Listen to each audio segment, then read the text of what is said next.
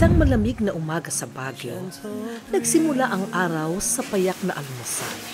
Isang hapag na pinagsaluhan, hindi lang ng pagkain, kundi ng presensya.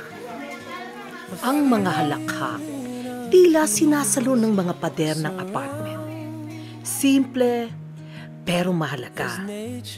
Dahil sa bawat biyahe, dito muna nagsisimula ang koneksyon. Ngunit sa likod ng mga tanawing karaniwan sa turista, may mga kwentong matagal nang nais marinig.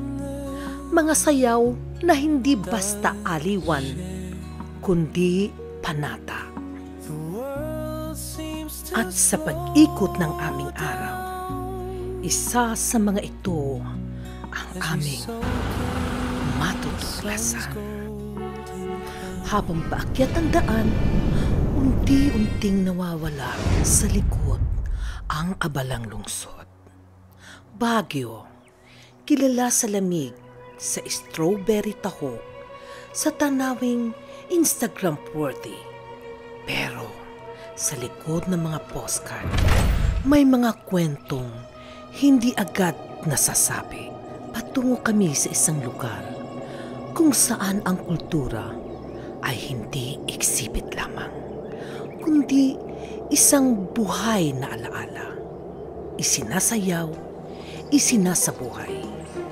Tamawan Village, isang pangalan na nangangahulugan ng tanawin. Pero ngayong araw, hindi lang tanawin ang aming pakay. Sa unang hakbang sa Tamawan Village, ramdam agad ang katahimikan. Hindi katahimikang walang laman, kundi may dalang bigat ng kasaysayan. Dito, ang mga bahay ay hindi lamang gawa sa kahoy, kundi sa kwento. Mga kwento ng ninuno, ng tribo, ng pamumuhay sa gilid ng kabundukan. Pero ang pinakadi malilimutan ay ang sayaw.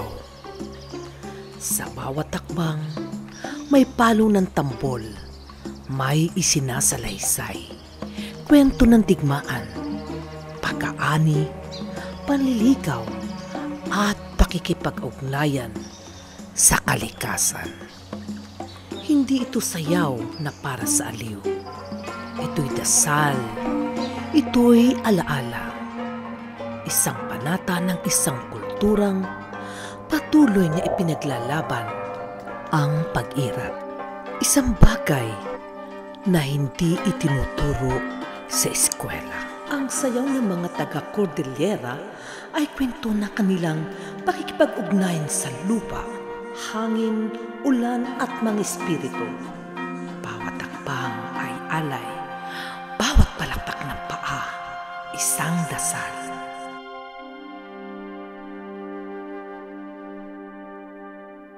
May mga sayaw para sa tag-ani, may sayaw ng gyera at may sayaw para sa kapayapaan. Ngunit kakaunti ang nakakaalam. Ang ilang sa mga ito ay ginagawa lang sa piling ng mga ninuno, sa mga ritual na hindi basta ipinapakita sa lahat. Dito namin naranasan na ang sayaw ay hindi lang performance, isa itong panata, isang tulay ng alaala mula noon hanggang ngayon. Sayaw ng lahi, sayaw ng Sa patag na lupain ng La Trinidad, dumadampi ang araw sa mga hilera ng pula at berding taniman.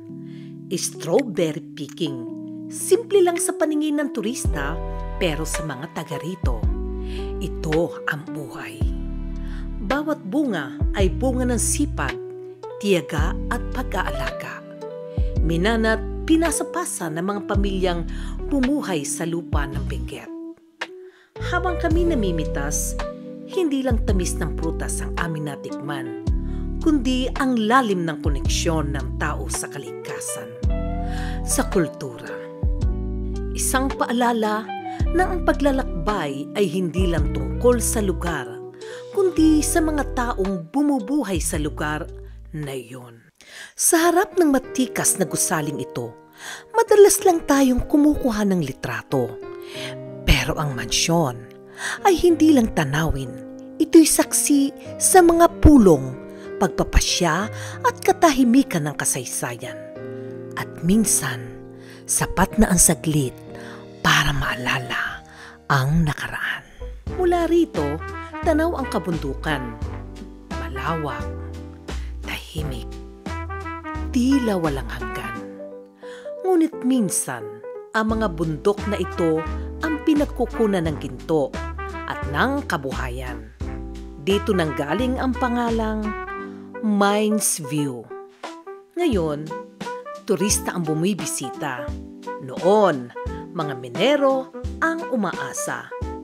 Isa itong paalala kung paano nagbabago ang lupain at ang panahon. Sa bawat tanaw, may kwento. Kailangan mo lang tumingin ng mas malalim.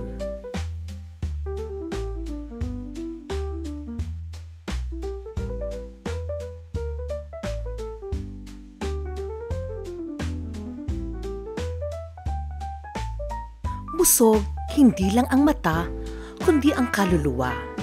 Sa bawat kwento, may lasa. Sa wakas, pagkatapos ng mga hakbang, kwento at tanawin, kami bumalik sa pinakapamilyar, ang pagkain. Sa good taste, literal at simbolikong busog ang bawat bisita. Mura, masarap, at bukas ang pinto para sa lahat. Baguio, sa kanyang kabuuan ay parang pagkain ng pamilya. Hindi kailangang magarbo, basta may kwento, basta may pinagsamahan. Uuwi kaming may bitbit, hindi lang pasalubong, kundi panibagong pagtingin sa kultura, kasaysayan at kahalagahan ng sama-samang paglalakbay. At tulad ng mga kwento, hindi agad nakikita. Minsan, nasa likod lang ito ng camera. Eto si Dear Charot na nagsasabing, subscribe my channel, like, leave the comment, share, and hit the notification bell para lagi kayong updated sa mga stories na i-upload ko.